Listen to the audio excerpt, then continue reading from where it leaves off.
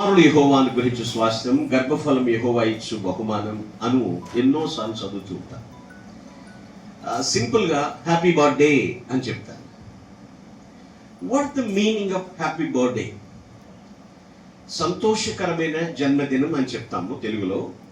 అయితే అందరి జీవితాల్లో is it happy birthday, is it real? అర్థం చేసుకోవాలి. నా జీవితంలో హ్యాపీ బర్త్డే లేదా మన జీవితాల్లో హ్యాపీ బర్త్డే అనేది సార్థకం అవుతుందా అనేది ఒకసారి చెక్ చేసుకోవాలి. ఫస్ట్ బర్త్డే బాగా సెలబ్రేట్ చేస్తాం, ఆ జ్ఞాపకాలతో కొన్ని సంవత్సరాల పాటు జీవిస్తూ ఉంటాం.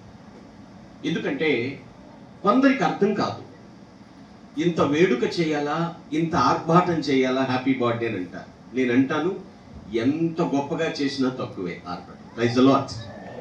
ఎందుకంటే దేవుడు సంవత్సర కాలం పాటు ఆ బిడ్డను కాపాడాడు. పేరెంట్స్ అన్ని సందర్భాల్లో పట్టించుకున్నా చూడలేకపోయినా, ఎలా ఉన్నప్పటికీ కూడా ప్రభువు మాత్రం చేయి విడిచిపెట్టలేదు. హల్లెలూయా. సో ఎంత చేసినా తక్కువే. వేడుక, మానవ జన్మ చాలా ఉత్తమమైనదని చదువుకుంటూ ఉంటాం మనం. హిందూ శాస్త్రంలో 66 జన్మలు ఉన్నాయి అంటూ కూడా చదువుకున్నాం. కానీ మానవ జన్మ చాలా ఉత్తమమైనది అంటారు. ఒక అడుగు ముందుకేసి కొందరు అన్నారు, ఈ జన్మలో సరిగా జీవిస్తేనే వచ్చే జన్మలో మళ్ళీ మనిషి పుడతామని చెప్తారు. 75 వసంతాలు యోహాన్ గారు, ఆయనది డైమండ్ జూబిలీ. జూబిలీకి ఏం తక్కువ లేదు, బ్రహ్మాండం. కానీ 20 ఏళ్ళ కుర్రోళ్ళలాగా ఉంటారు ఆయన. నేను అంటాను, ఆయనకన్నా గొప్పగా పెరగాలంటాను ఆరెన్ దర్శన్. ఉత్తమ జన్మ కదా మానవ జన్మ అంటే, అవునా కదా? అది చాలా ఉత్తమ జన్మ. గ్రహించండి పిల్లరా, ఈ థ్యాంక్స్ గివింగ్ ఉంది చూశారు, ఈ కృతజ్ఞత. ఆయన్ని 75 వసంతాలు కాపాడిని, వైవాహిక దాంపత్య జీవితంలో 50 ఇయర్స్ క్రాస్ చేయని బాబు ఆరెన్ దర్శన్ 1 ఇయర్ క్రాస్ చేసి 2nd ఇయర్లోకి వచ్చిన ఇదంతటిని బట్టి హార్ట్ఫుల్ గా థ్యాంక్స్ చెప్పే వేడుకండి ఇదంతా కూడా. Praise the lord. సాంస్క్రిట్ లో ఇలా ఉంటుంది, దేవునికి థ్యాంక్స్ చెప్పడం అట ఎలా ఉండాలంటే మనోవాక్కాయ కర్మణి అంటారు. అంటే దేవునికి థ్యాంక్స్ చెప్పేది మనస్సుతోనూ వాక్కుతోనూ క్రియతోనూ థ్యాంక్స్ చెప్పాలి. మనిషికి ఇక్కడ 2 వీలర్ ఎక్కించుకుని అక్కడ దగ్గర నేను చదువుకోకపోయినా నోటంతో వచ్చే పదం ఏంటండి? థ్యాంక్స్. దానికి పెద్ద చదవక్కర్లేదు. మరి దేవుడు వారి జీవితాలు రెండు కూడా ఎలా ఉంటాయో తెలియని ఆగమ్య గోచర పరిస్థితుల్లో ఒకరిని ఇద్దరిని చేసి, ఇద్దరిని ముగ్గురిని చేసి ఈ విధంగా తీసుకొచ్చి వాళ్ళ కన్నీటితో ఆనంద బాష్పాలతో సాక్ష్యం ఇస్తున్నారంటే what a gratefulness to our lord Jesus Christ. ఎంత థ్యాంక్స్ గివింగ్, ఎంత వేడుక చేసిన తప్పేమీ కాదు. పిల్లలు ఆలోచించండి. అయితే ఆయన విజయ్ గారు సాక్ష్యం ముగిస్తూ ఒక మాట అన్నారు, మా పిల్లల్ని దైవ చిత్తానుసారంగా ఎలా పెంచాలో మాకు అది మేము కోరుకుంటున్నాం అనేటువంటి మాటను బట్టి నేను మాట్లాడతాను.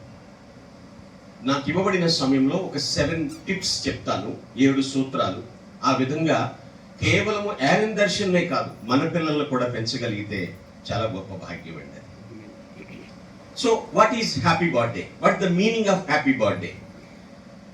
ఏంటి సంతోషకరమైన జన్మదినం అంటే ఏమిటి అనే విషయాన్ని చూస్తే పిల్లరా, ఫస్ట్ ఆఫ్ ఆల్ పిల్లల్ని fully డివోటెడ్గా పెంచాలండి.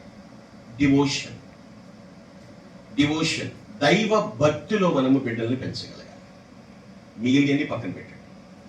First and foremost devotion. పిల్లల్ని సరైన దైవభక్తిలో పెంచాలి.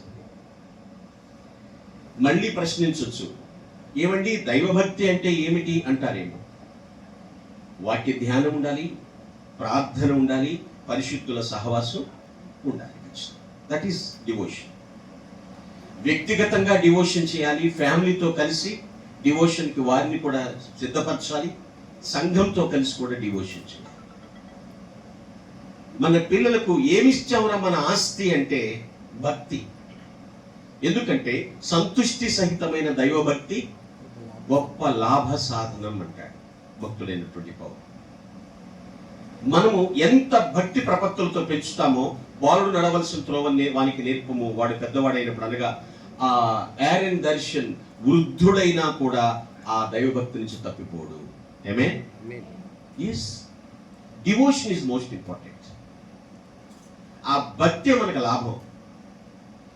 ఎవరైనా మీరు కానీ మేము కానీ ఎక్కడికి వెళ్ళినా ఏమి సంపాదించారని అడగరట. ఏమడుగుతారు? ఎంతమంది పిల్లలు అంటారు. చెప్తే ఊరుకుంటారా? ఊరుకో. ఏం చదువుతున్నారు అంటారు. చదువుతున్నారు, ఓకే. పెద్దోళ్ళు అయిపోయారు. ఏం చేస్తున్నారు అంటారు. లేదండి. Okay okay. ఏ చర్చ్కి? పాస్టర్ గారు ఎవరు? అంటే భక్తి యొక్క స్టామినా, స్టేటస్ ఏ రేంజ్లో ఉందో అంచనా వేస్తారు. అందుకే దేవుడు అన్నాడు బైబిల్లో, కుమారుడు యెహోవా అనుగ్రహించు స్వాస్థ్యం, ఇన్హెరిటెన్స్, హెరిటేజ్. మన ఆస్తి ఎవరంటే మన పిల్లలే. అంతే కదమ్మా. నా ఆస్తి ఎవరంటే సంతానమే. 3 రీతులుగా వర్ణించాడు. నేను ఎందుకు డివోషన్లో పెంచాలి అంటున్నానంటే, పిల్లల్ని స్వాస్థ్యం అన్నాడు, పిల్లల్ని బహుమానం అన్నాడు, పిల్లల్ని బాణములతో పోల్చాడు. బలవంతుని చేతిలోని బాణములు. నా కొడుకే నా బలం, నా కూతురే నా బలం. ఆ విధమైనటువంటి విధానం కూడా. So what is meaning of happy birthday means, ఆ బిడ్డ ఎన్నెన్నో బర్త్డే సెలబ్రేట్ చేసుకోవాలి అంటే డివోషన్ అనేటువంటి ఫౌండేషన్ అనేది పడాలి ఖచ్చితంగా. Devotion. Second thing, awareness of God. దైవ జ్ఞానం, దేవుని గూర్చినటువంటి అవగాహన పరిపూర్ణంగా వారికి రావాలి. అవేర్నెస్ ఉండాలి. యేసుప్రభు అంటే యేసుప్రభు, సమాజం అంటే సమాజం, బైబిల్ అంటే బైబిల్. నాట్ ఓన్లీ దట్, అది కాదు, అవేర్నెస్ ఆఫ్ గాడ్. దేవుని గూర్చిన పరిపూర్ణ అవగాహన రావాలి. నేను ఎలా సృజించబడ్డాను, మా అమ్మ గర్భం నుంచి నేను బయటకు వచ్చాను, ఏం చేస్తున్నాను, ఏం చెయ్యాలి, అసలు నేను ఎటు ప్రయాణించాలి, ఎటు వెళ్తున్నాను, ఇటువంటి అవేర్నెస్ అంతా కూడా parents are the primary teachers. స్కూల్కి వెళ్ళినాక టీచర్స్ వేరు, కానీ ప్రైమరీ టీచర్స్ ఎవరండి? ప్రాథమిక గురువులు ఎవరంటే తల్లిదండ్రులే. ఇక్కడ నేర్పింది ముఖ్యంగా పుష్కలంగా గుర్తుంటుంది.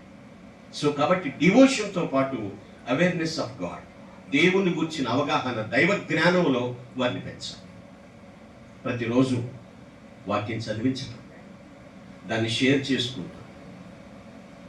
యుక్త వయస్సు వస్తున్న కొద్దికి ట్రాక్ తప్పకుండా భక్తి అనే ట్రాక్ మీద నిలబడతారండి వాళ్ళు.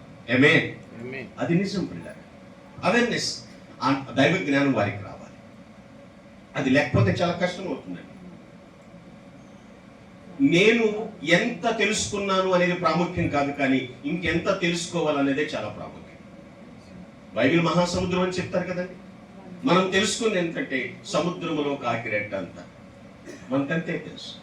ఎప్పటికీ కూడా తెలుసు. దేవుని గురించి జ్ఞానాన్ని బుర్రకెక్కించుకోవాలి.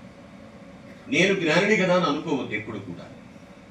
మనకి తెలియంది చాలా ఉంది. మన పిల్లలకు మనకి తెలిసినట్లుగా పూర్తిగా నేర్పించాలి. దైవ జ్ఞానంలో పెంచితే వాళ్ళు ఫూలిష్ వర్డ్స్కి పడిపోరు, అబద్ధాలను నమ్మరు, మోసపు మాటలను నమ్మరు. లేదు, మా అమ్మ ఎప్పుడో చెప్పింది, మా నాన్న ఎప్పుడో చెప్పాడు, ఇది అబద్ధం, వెంటనే స్ట్రాంగ్గా ఉంటారు పిల్లలు. ఎక్కడ కూడా మోసపోరండి పిల్లలు. చక్కని దైవ జ్ఞానంలో వారిని పెంచాలి. థర్డ్లీ, వాక్యమును బట్టి మాట్లాడుతున్నాను, రైచియస్నెస్ ఆఫ్ గాడ్. దేవుని నీతిలో వారిని పెంచాలి. నీతి సూత్రం. మనిషికి నీతి లేదా అంటే ఉంది. అయితే వాక్యం సెలవిస్తుంది, మనిషి నీతి ఎంత గొప్పది అంటే దేవుని ముందు మురికి గుడ్డ. ఎంతండి? మనిషి నీతి దేవుని ముందు మురికి గుడ్డ. అదేంటి సార్ అంత మాట అనేసారంటారు. కోప్పడకండి, నేను వివరిస్తాను. మానవుడు నీతిగా బ్రతకడానికి ప్రయత్నిస్తున్నాడు, తప్పులేదు. మనిషి నీతి మురికి గుడ్డ అంటే మరి మనిషి చెడు ఇంకెంత దారుణం. మనిషి నీతి మురికి గుడ్డ. అది ఒక ప్రొఫెసర్ గారు ఇలా కామెంట్ చేశారు దాన్ని. అది కుష్ఠరోగి కురుపుల మీద కట్టి ఊడదీసిన మురికి గుడ్డ అన్నాడు. మనిషి నీతి. అందుకే అంటాడు, ప్రతి మనిషి అకౌంట్లో పుట్టుకతోనే పాపం ఉంది, డిపాజిట్ అయ్యి ఉంది. ఏది డిపాజిట్ అయితే అదే ఖర్చు పెడతాం కదండి. మనం డబ్బులుంటే డబ్బులు తీసి ఖర్చు పెడతాం. అదే పాపము డిపాజిట్ అయి ఉంటే పాప పనులే చేస్తాం. కానీ ప్రభుని యేసుక్రీస్తుని రక్షకునిగా స్వీకరించిన తర్వాత మన పాపం ప్రభు తీసేస్తాడు. ఆ ప్లేస్లో ఆయన రైచియస్నెస్ డిపాజిట్ చేస్తాడు, ఆయన నీతిని జమ చేస్తాడు. ఇప్పుడు ఖర్చు ఏం పెడతాం? నీతి క్రియలు చేస్తాం. సో రైచియస్నెస్ ఆఫ్ గాడ్, దేవుని నీతి విధానంలో బిడ్డలు పెంచాలి, నీతిమంతులుగా ఉంటారు. ఏ జాతి అయినా పర్వాలేదు, నీతి చాలా ప్రాముఖ్యం అండి, గుర్తుపెట్టుకోండి విషయం. దేవుని రాజ్యానికి చేరాలంటే దేవుని నీతిని జమ చేయాలి. అపవాది మన ప్రక్క నుండి మాట్లాడతాడు, నువ్వు అంత నీతిమంతుడువేరా, నువ్వు అంత నీతిమంతురాలు ఏమే అంటూ ఉన్నప్పుడు చెప్పాలి, ఎస్ ఐఎమ్ రైచియస్, బట్ నీతి నాది కాదు, యేసుక్రీస్తుని బట్టి నేను నీతిమంతుడని చెప్పగలగాలి. Praise the lord. నీతి విధానంలో బిడ్డల్ని పెంచాలి. ఇంతేనండి అంటారే. నాలుగోది ఇంకా ప్రాముఖ్యమైనది ఏమిటో తెలుసా అండి? చిన్నపిల్లలే అని మనం అనుకుంటాం, కానీ వారికి కావలసింది ఏంటంటే salvation. Salvation is most important in all things. రక్షణ, వారిని రక్షించాల్సిన బాధ్యత మన మీద ఉంది. దేవుడు పెట్టాడు, మన భుజస్కంధాల మీద పెట్టాడు. డెలివరెన్స్ ఫ్రమ్ ద సిన్, పాపము నుండి విడుదల పొందాలి. పిల్లల విషయంలో చూస్తే ఇప్పుడు ఆలోచిస్తే పిల్లలు దేవుడితో సమానమని చెప్తారు, దానికి నేను ఏకీభవిస్తాను. అలాగని దేవుడు కానే కాదు. పిల్లలకి ఏ పాపం తెలియదు అంటారు, మరి దానికి ఏకీభవించాలంటే ఎందుకు తెలియదు? మనందరం చదువుకున్నాం, జానీ జానీ చదవలేదండి, చదివే ఉంటారు కానీ నాతో చెప్పించాలని కదా. Johnny Johnny yes papa, eating sugar, telling lies, open your mouth. చాలా గొప్పోళ్ళు. మర్చిపోలేదంటే ఉంది, పని చేస్తుంది. సండే స్కూల్ పిల్లలకి చెప్తారు, శ్యామన్ గారు చిల్డ్రన్ మినిస్ట్రీ రన్ చేస్తారని నేను విన్నాను. సండే స్కూల్ పిల్లలు చెప్తారు, ఏం చేసినా దేవుడు చూస్తాడు, జాగ్రత్త అని చెప్పినప్పుడు ఒక తల్లి కిచెన్లో సున్నుండలు చేసి డబ్బాలో పెట్టి, జాగ్రత్త దేవుడు చూస్తున్నాడు, నువ్వేం తీయొద్దు, నేను వచ్చి నీకు ఇస్తాను సాయంత్రం అని చెప్తే వాళ్ళ అమ్మని టెల్నిచ్చి దేవుడి ఫోటో మీద టవలేసి వీడు తింటూ ఉంటాడు. అంటే దేవుడు కదా చూసేది, ఫోటో కదా చూపిస్తాడు. తప్పుంది, పిల్లల్ని రక్షించాలి. సాల్వేషన్, రక్షణ అవసరం. అంటే నిర్మలమైన పాల లాంటి వాక్యం వాళ్ళకి నూరిపోయాలి, ఉగ్గిపాలతో నూరిపోయాలి. ఆ రక్షణ పొందిన తర్వాత పిల్లరా నేను అంటాను, ఎన్నో happy birthdays, so many celebrations, it's a great wonderful things అన్నమాట. మన పిల్లలు మన కళ్ళ ముందు అలా ఎదుగుతున్నప్పుడు, నీతిమంతులుగా ఎదుగుతున్నప్పుడు, ఆ ఆలివ్ ట్రీస్, ఒలివ మొక్కల వల్ల వాళ్ళు ఎదుగుతున్నప్పుడు, what a happiness, what a happiness, ఎంత గొప్ప సంతోషం.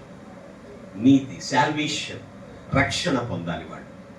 యేసుక్రీస్తు ప్రభువారు ఎందుకు ఆయన సిలువెక్కారు, అసలు ఎందుకు రక్తం చెందించాడు, ఎందుకు ఆయన సమాధిలోకి వెళ్ళి మళ్ళీ 3వ రోజున ఎందుకు లేచాడు, ఎందుకు ఆయన ఆరోహణమై మళ్ళీ ఎందుకు వస్తానంటున్నాడు, ఇత్యాది విషయాలన్నింటినీ వాళ్ళకి ఉగ్గిపాలతో చెప్పినప్పుడు తప్పు ర్యాంక్ ట్రాక్లోనికి వాళ్ళని వెళ్ళదు. రక్షణ, పాపము నుండి విడిపించాడు. ఇంకా మోస్ట్ ఇంపార్టెంట్ ఏంటంటే 5వదిగా హంబుల్నెస్, దీనత్వం. దీనత్వం చాలా అవసరం. Humbleness is the foundation for all blessings. Forgiveness ఉంటుంది, హంబుల్నెస్ అవసరం. ఎందుకంటే ఈరోజు కరువైపోయింది హంబుల్నెస్.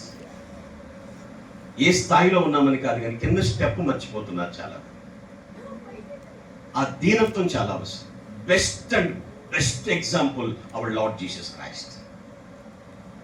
దైవత్వాన్ని తగ్గించుకుని మానవుడిగా భూమి మీదకి వచ్చి అన్ని ఇబ్బందులు పడి శిష్యుల పాదాలు కడిగి తుడిచి ఎంత దీనుడుగా, ఎంత తగ్గించుకున్నాడు. నేను ఎప్పుడు ఒక మాట చెప్తుంటానండి, వినయం ఉన్న చోట విజయం తథ్యం. వినయం అనేది ఉంటే విజయం తథ్యం. మనం కోటీశ్వరులు కావచ్చు, మిలియనీర్, బిలియనీర్, ట్రిలియనీర్స్ కావచ్చు, కానీ మన పిల్లలకి బేసిక్స్ నేర్పించాల్సింది ఏంటంటే హంబుల్నెస్. వాళ్ళకి తిరుగులేదండి. అప్పుడు ఏమంటారు తెలుసా, విజయ్, సరళ అమ్మ మీరు లేకపోయినా మీ బాబు ఎంత చక్కగా రిసీవ్ చేసుకున్నాడు, ఎంత చక్కగా మాట్లాడాడు, కూర్చోండి అంకుల్ అన్నాడు, అది drink some water, get some water, మంచినీళ్ళు కూడా తీసుకొచ్చి ఇచ్చాడు. ఈ పదాలు విన్నప్పుడు ఎంత హాయిగా ఉంటుంది. దీనులుగా. తెలుగులో ఒక మాట ఉంటుందండి, విధేయత అధికారాన్ని కోరదట, అధికారాన్ని తన కాళ్ళ దగ్గరికి తెచ్చుకుంటుంది. ఎస్, ఏచిలస్ అనేటువంటి ఒక కవి చెప్తాడు. ఏచిలస్ ఆయన చెప్పినటువంటి మాట, humbleness is the mother of success and the father of security అంటాడు. Humbleness is the mother of success and the father of security. ఈ దీనత్వం, ఈ విధేయత అనేది విజయానికి తల్లి లాంటిది, భద్రతకు తండ్రి లాంటిది. మనల్ని కాపాడుతుంది కూడా. అంటే కొడితే పడాలా, పెడితే తినాలా, ఎప్పుడు పడుండాలా అది కాదు. ఎక్కడ నువ్వు విధేయత వ్యక్తం చేయాలో అక్కడ విధేయత వ్యక్తపరచాలి. హంబుల్నెస్. మన పిల్లలు తల ఎత్తుకుని తిరగాలి అంటే వారి దగ్గర మనం ముందు నేర్పించాల్సింది హంబుల్నెస్, విధేయత. ఎంత బిషప్ కొడుకైనా, ఎంత బిజినెస్ మ్యాగ్నెట్ కుమార్తె అయినా క్రీస్తుని పోలి నడుచుకుంటాం. అది మన పిల్లలకు గుడ్డిపాలతో నేర్పించాలి. ఎక్కడ కూడా తలగరేసే మాటలు ఉండకూడదు. ఎస్, ఆ humbleness. Once upon a time Jerusalem temple యొక్క మెయిన్ డోర్, సింహద్వారం అంటారు చూసారండి, అది చాలా హైట్ ఉండేది, 10 feet హైట్ ఉండేది.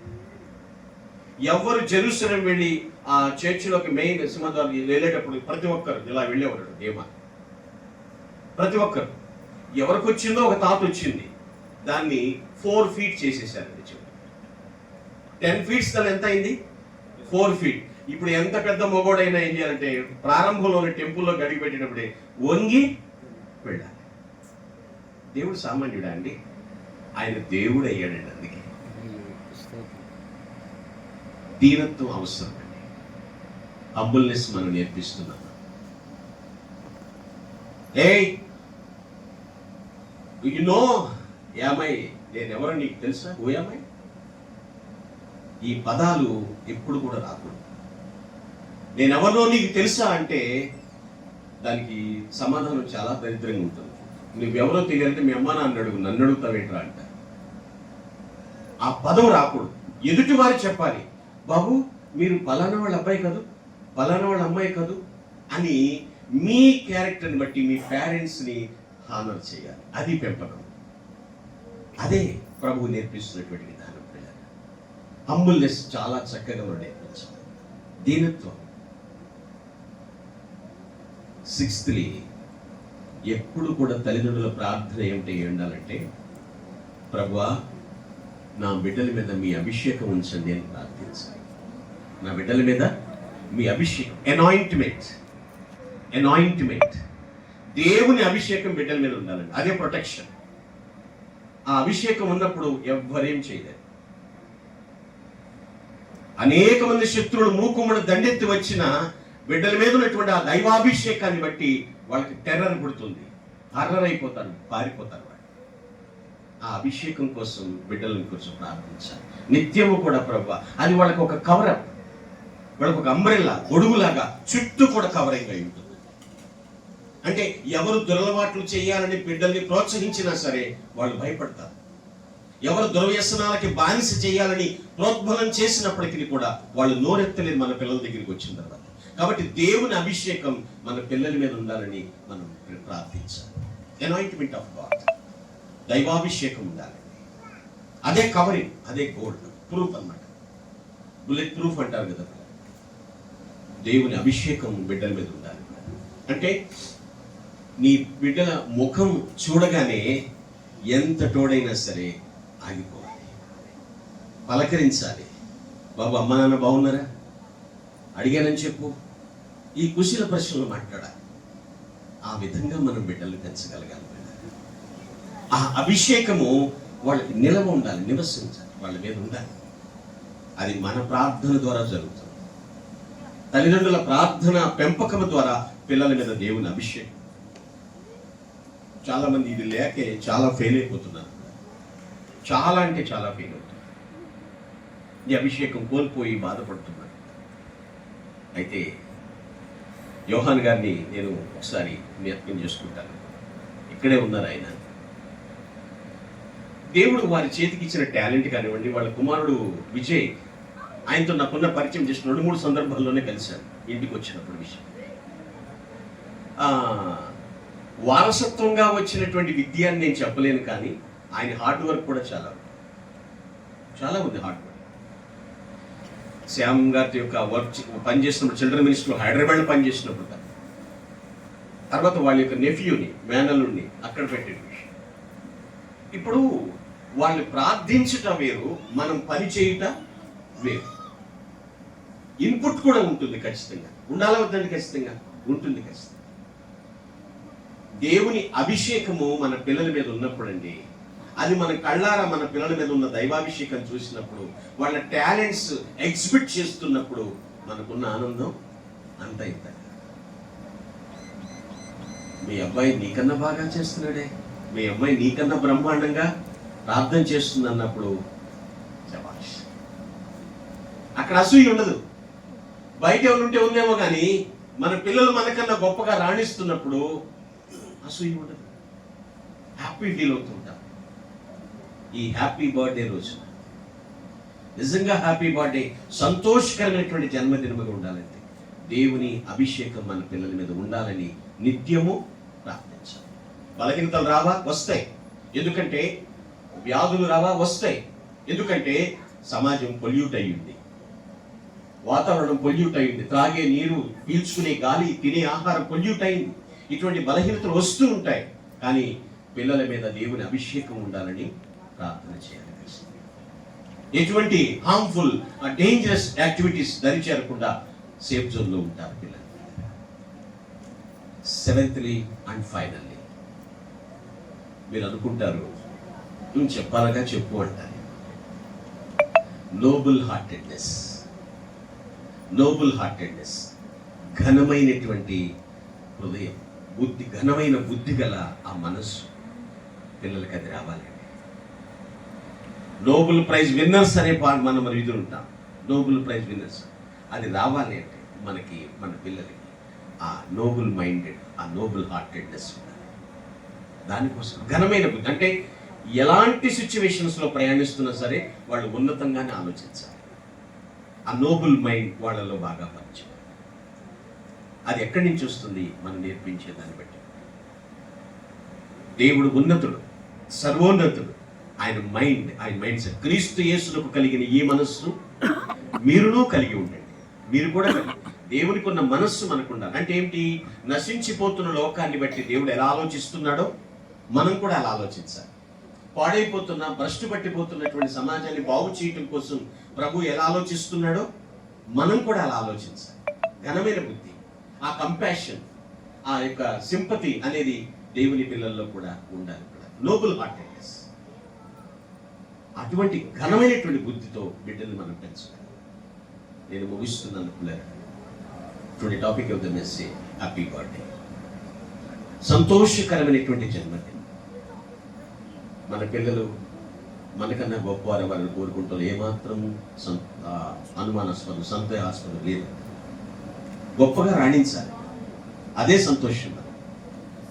ఆస్తి ఇవ్వలేనటువంటి ఆనందం ఆత్మీయులు ఇస్తారంటారు, ఆప్తులు ఇస్తారు అంటారు. కానీ ఇప్పుడు అసలైన సంపద ఎవరండి? పిల్లలు. వాళ్ళ ద్వారా వస్తుంది. ఆ విధంగా వారిని పెంచాలి. హ్యాపీ బర్త్డే ఏ విధంగా వస్తుంది? 7 సూత్రాలు చెప్పారు. ఫస్ట్ ఆఫ్ ఆల్ చెప్పండి, రాసుకుంటే వరకైనా పరిమితం. First of all D stands for devotion. పిల్లల్ని చక్కని దైవభక్తిలో పెంచాలి. Secondly A stands for awareness of God. దైవ జ్ఞానంతో, దేవుని గురించిన అవగాహనతో బిడ్డలు మనం పెంచాలి. Thirdly R stands for righteousness of God. దేవుని నీతితో వాళ్ళని పెంచాలి. Fourthly S stands for salvation. వారిని రక్షణ మార్గంలోకి నడిపించాలి. ఎక్కడికి కూడా ట్రాక్ తప్పకుండా రక్షణ మార్గంలో నడిపించాలి. Yes. Fifthly H stands for humbleness. దేవుడు ఎలా దీనుడుగా, వినయ మనస్సుడుగా ఉన్నాడో ఆ విధంగా వాళ్ళని హంబుల్నెస్లో పెంచాలి. సిక్స్త్లీ A stands for anointment of God. దేవుని అభిషేకం వారి మీద ఉండాలని, ఎప్పుడు కూడా నిలిచి ఉండాలని, కవరప్ చేయాలని వారి కోసం ప్రార్థించాలి. Seventhly and finally N stands for noble heartedness. ఘనమైనటువంటి బుద్ధిగా, ఘనమైనటువంటి మనస్సులుగా, ఉన్నతంగా ఆలోచించేటట్లుగా నశించిపోతున్న సమాజం రక్షణ కొరకు ప్రభు ఎలా ఆలోచించాడో ఆ విధమైనటువంటి ఆ నోబుల్ మైండెడ్ గా ఆ బిడ్డలు పెంచారు. ఏరన్, దర్శన్ ఆ విధంగా పెంచుకున్నారు. DARSHAN, Darshan. That means vision, ఒక దివ్య దృష్టితో, ఒక చక్కని దివ్యమైనటువంటి దూరదర్శనంతో ఆ బిడ్డను అలా పెంచినప్పుడు విజయ్ బాబు అలాగే అమ్మాయి సరళ వారిద్దరు ఊహించిన దానికన్నా దేవుడు గొప్పగా తీసుకెళ్తాడు. హల్లెలూయా. ఒకసారి చప్పట్లు కొడదామా.